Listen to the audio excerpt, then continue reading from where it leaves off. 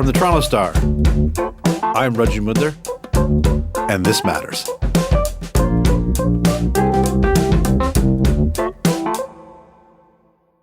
Democracy is supposed to die in darkness, but it might be on the wane in broad daylight in the U.S.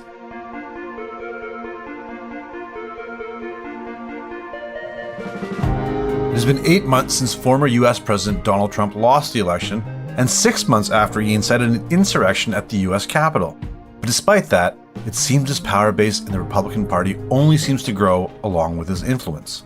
Combine that with a battle over limiting voting rights occurring in several states, and Democratic infighting hampering President Joe Biden's agenda, and you've hit a point where several experts worry that American democracy is at a breaking point. Edward Keenan is the Star's Washington bureau chief, and he once again joins us on the show to discuss all things Trump and the U.S. political theater.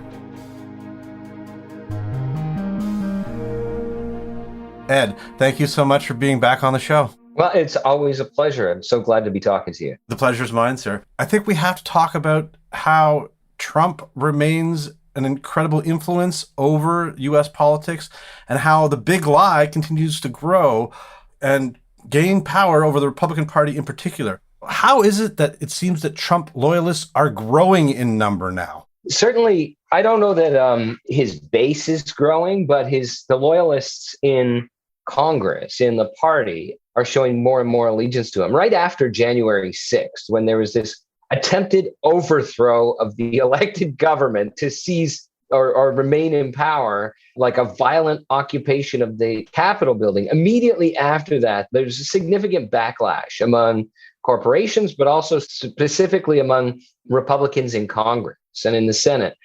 And then you sort of saw that weaken as time went on, to the extent where, within the past couple of weeks, Liz Cheney, who refuses to sort of sign on to Trump's big lie, was removed from a leadership position in the party, where a majority of senators refused to sign on to a bipartisan commission to investigate January 6th. And sort of they're in full-on obstruction mode and increasingly sort of denial mode. They're buying into sort of Trump's big lie, which he continues to repeat even now in Florida and soon on the road. And that's having like ripple effects all across the country, where that the election was stolen from Trump, this sort of lie that the election was stolen from Trump, and then the secondary sort of covering up of the attempt by Trump to steal the election in the lead up to January 6th and on January 6th and his supporters. It is becoming kind of the official position or the semi-official position of the Republican Party. And that's kind of scary. It is. I mean, I think the other thing right now is that the former president is saying things like he's going to be reinstated by the summer. One, I don't even think that's possible, but how dangerous is this? And the truth is, I think this is something I think Republicans even want him to stop saying this, right? Yeah, so there are reports in the Washington Post and New York Times, I have not confirmed them independently, but reports that he's been telling people close to him that he expects that as a result of these election audit in Arizona and some of this other stuff, that he'll be reinstated as president before the end of the summer, possibly as soon as before the end of the summer. And so just to clarify, there's no constitutional mechanism in the United States that would allow that to happen under any foreseeable circumstances. So if Trump comes back to power by the end of the summer, which radically unlikely, we're talking about a revolution, like an overthrow of the government.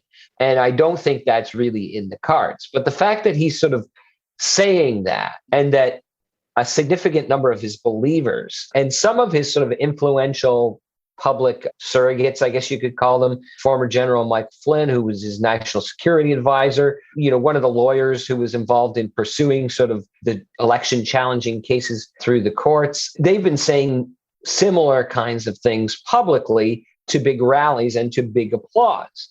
There's a significant chunk of Americans, but a really significant chunk of the Republican Party who, support Trump as the candidate in 2024. That's a majority of Republicans. There's a majority of Republicans who believe that Trump was the real winner of the election, right? And so I don't think you could find quite a lot of them who actually expect him to be reinstated as president, but they're talking about it as something that should happen in this country, right? That if justice is being done, Trump would be reinstated. If he's not, it's just a further injustice, right? And so that ripples out. I mean, and now you're right, just to come back to it, that most Republican leadership would prefer to stop talking about things like that, right? When Mitch McConnell and the majority of Republicans, the overwhelming majority of Republicans in Congress, in the Senate, voted not to have a January 6th commission, it's because they don't want to talk about January 6th anymore.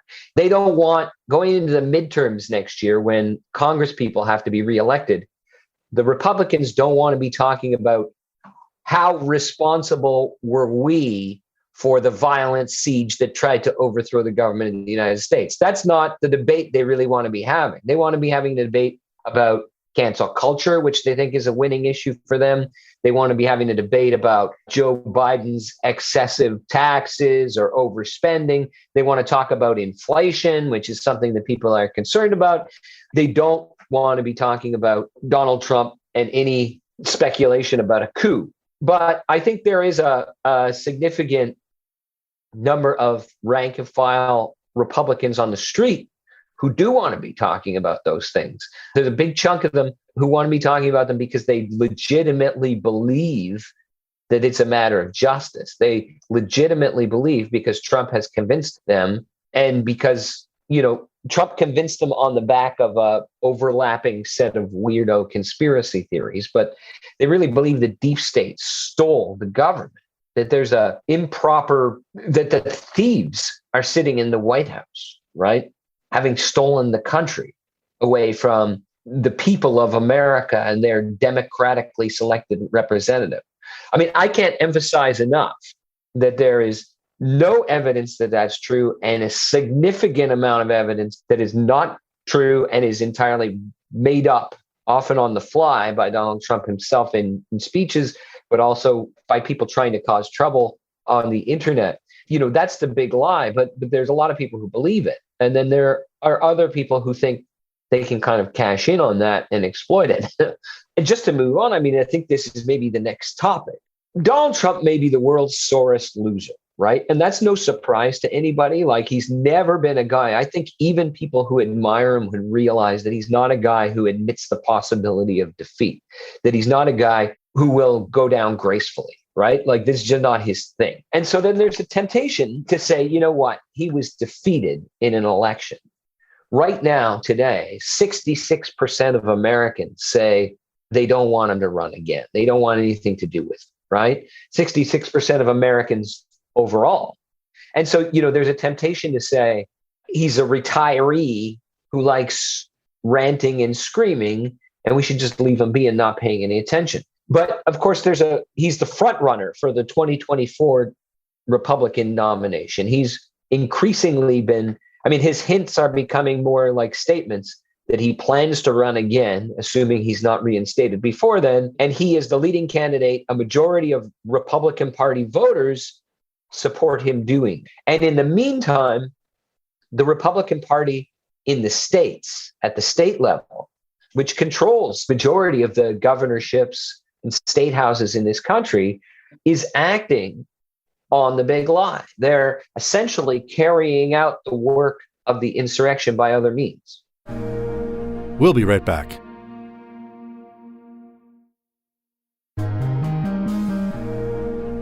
You recently wrote about a number of scholars worrying about the fact that U.S. democracy is a dangerous place. Now, there are a lot of threats to this, and you just mentioned this, but basically, a lot of this is centering on voting rights. Broadly, Republicans in states are trying to restrict voting access, while the real president, current President Biden, wants to enshrine these voting rights. However, they're hitting roadblocks in their own party. Why are people raising alarm bells about what is happening right now? All right. So, there's been a series of people, civil rights activists, scholars, certainly politicians, who've been raising the alarm that what's happening in a lot of different states. Texas and Georgia are two sort of high profile ones. Texas because it's so large, Georgia because it was a swing state, but a significant number of other states who Basically, in reaction to the claims that there was widespread election fraud that Donald Trump put forward, have been trying to tighten the eligibility to vote. And they do that.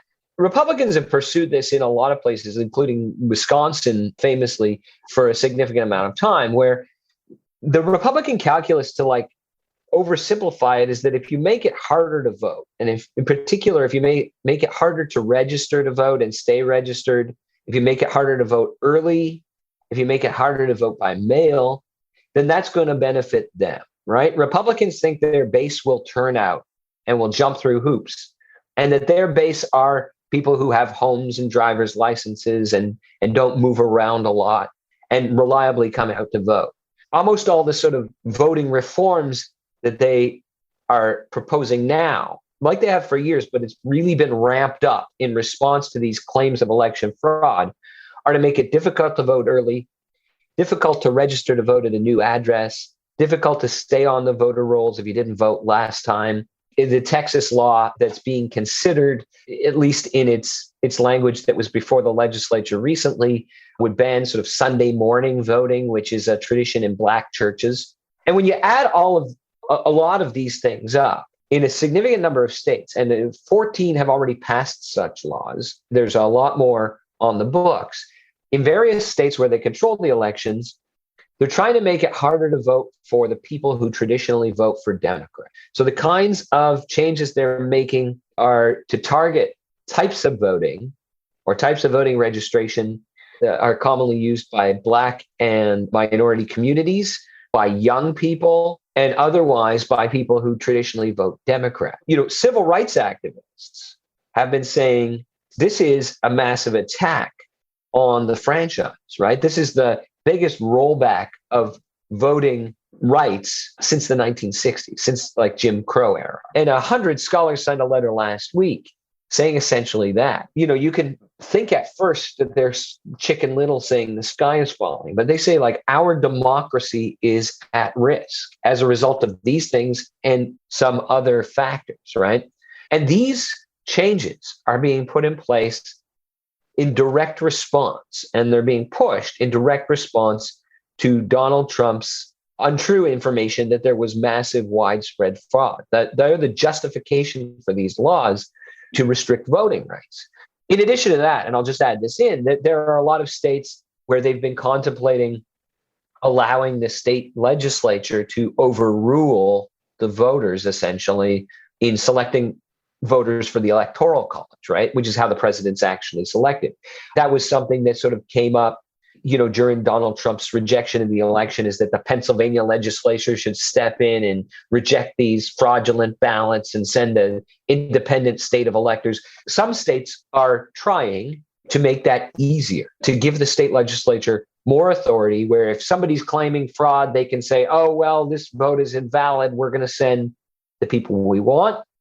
And in other states, or some of the same states, people who were prominent supporters of Donald Trump's claims of electoral fraud are now running for positions like Secretary of State, where they will oversee the next elections, right? So everybody may remember there was a famous phone call where Donald Trump was leaning on the Georgia Secretary of State and telling him to find him some votes. I just need you to find me 10,000 votes or whatever it was, because the Secretary of State, it's an elected position, and that's the person who ultimately has authority to oversee the election process, the balloting process, the voting process, and the counting of those ballots and certification of them. And so some people who sort of were supporters of Donald Trump's big lie are running for those positions. Add those things up, and it looks like on the one hand, you have Donald Trump, who you could wave it away and say he has no power anymore and all of that, still trying to actively overturn the last election. There's a slim chance, exceedingly slim chance, of that happening. But in a great number of states, Republican legislatures are acting on that same claim to make it harder for Democrats to win the next election and easier to overturn the results on drummed up claims of fraud if they do win the next election.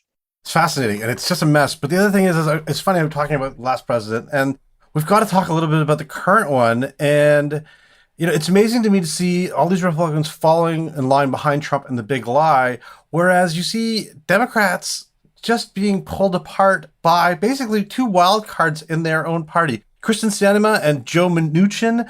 I mean, Biden has recently called them up, but are these two going to be the main things that derail his ambitious agenda?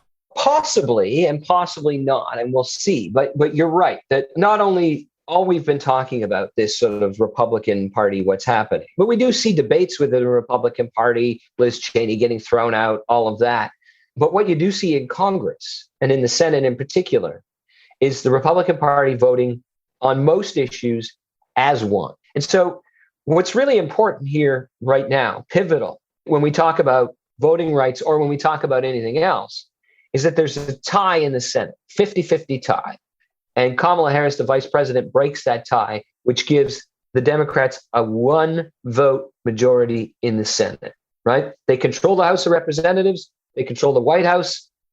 They can do essentially anything they want with their one vote majority as long as all the Democrats vote together. There's a further wrinkle in the filibuster rule. My eyes are glazing over just saying the word out loud.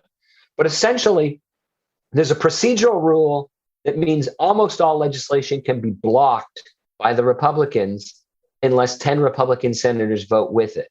The trick is that that procedural rule could be done away with by a simple one vote majority of the Democrats, right? You can't end a filibuster unless you have 10 Republican votes, but you could end filibusters altogether with no Republican votes. And so that means that the least loyal Democratic senators, the ones who vote with their own party the least often, become the most powerful people in the Senate, the most powerful people in Washington when it comes to talking about how much of Joe Biden's agenda is going to get accomplished, right?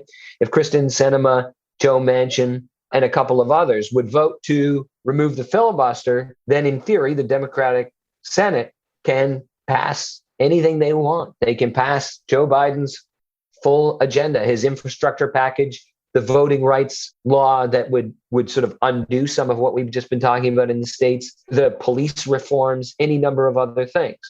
But they will not remove the filibuster. They say they will not. And beyond that, they're turning out to be very hard votes to get, even on those agenda items we were talking about that are really central to Joe Biden's administration, like policing reform, but especially like his infrastructure package, right? They're being tough negotiators. And the simple fact is that there's just not Democratic unity. It's really a couple different parties. Bernie Sanders and Joe Manchin, they represent different constituencies. I mean, defenders will often say Joe Manchin represents West Virginia, which is a state that Donald Trump won by like 30% of the vote. If Joe Manchin did not represent West Virginia in the Senate, it would be a Republican, right? That's what everybody says. And so, he's got to cater to his own voters to some extent.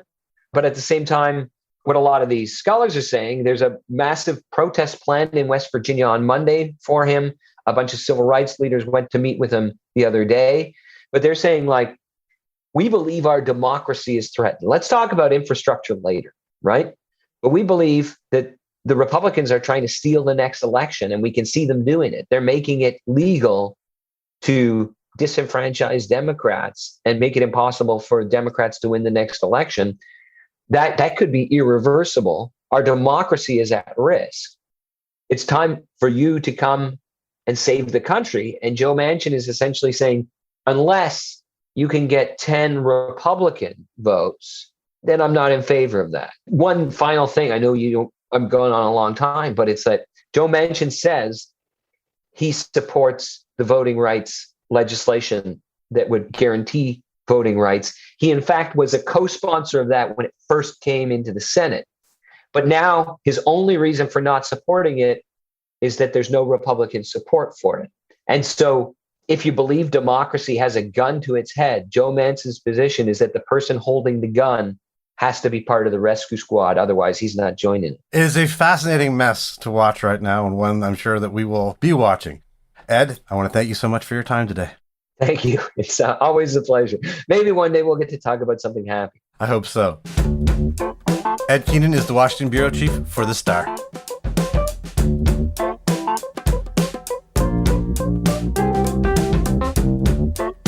That's it for today. Thanks so much for joining us. This Matters is hosted and produced by me, Rajat Mudler, Adrian Chung, and Saba Etizaz. Produced and mixed by Sean Pattenden, and our director of programming is JP Foso. Our show theme music is by So Called, and our episode music is by Mike DeAngelis. We want to hear what stories matter to you. Please send us comments, questions, or ideas to thismatters@thestar.ca. Please consider supporting the journalism the Toronto Star newsroom does at thestar.com. And don't forget to subscribe to This Matters on Apple Podcasts, Spotify, or wherever you listen to your favorite podcasts. Let's talk soon.